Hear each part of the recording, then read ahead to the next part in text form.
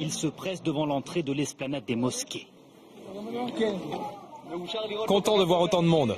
Un groupe de fondamentalistes juifs vient réclamer le droit d'entrée dans ce lieu saint de l'islam. Pour eux, c'est là que se dressait le temple juif il y a 2000 ans. Un franco-israélien s'est glissé dans le groupe. Ils essayent de limiter l'accès aux juifs. Et puis le peuple juif essaie de se dire venez on monte, venez on essaie de voir. 2 heures de négociation et ils sont finalement autorisés à monter. Par groupe de 10. La passerelle enjambe le mur des lamentations, vestige de l'ancien temple. Et les voici sur l'esplanade des mosquées, sous bonne escorte policière. Accueillis au son de Allahu Akbar, Dieu est grand. Les musulmans vivent leur présence comme une provocation. Atmosphère électrique, une femme les interpelle. Dans quelques années, vous n'existerez plus. Elle les suivra pas à pas dans leur visite.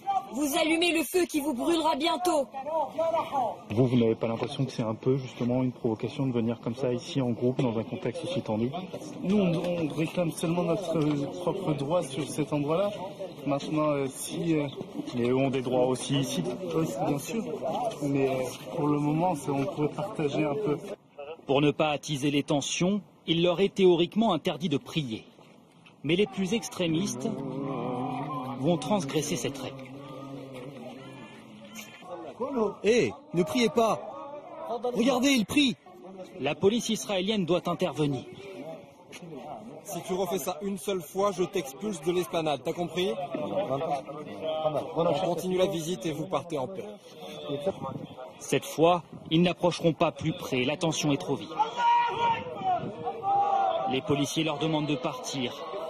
Départ à reculons comme le veut la tradition, en chantant sur le seuil de l'esplanade.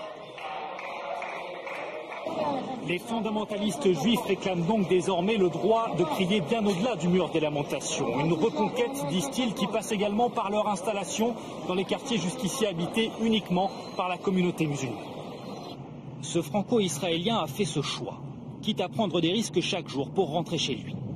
C'est l'endroit, disons, le plus dangereux. C'est là où malheureusement arrivent tous les jets de pierre sur les voitures.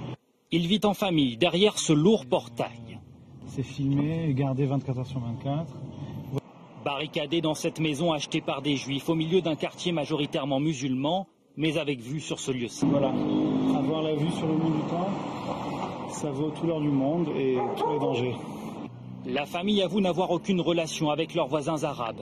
Ils obéissent, disent-ils, à la volonté de Dieu. Aujourd'hui, on est dans un processus divin de reconquête de notre terre, après 2000 ans d'exil, et ça demande malheureusement des risques, ça demande des sacrifices. Lui se dit persuadé qu'un temple juif remplacera un jour les lieux saints musulmans de la vieille ville. Vision minoritaire chez les juifs israéliens, mais à l'influence grandissante et qui met aujourd'hui en péril l'équilibre déjà fragile de Jérusalem.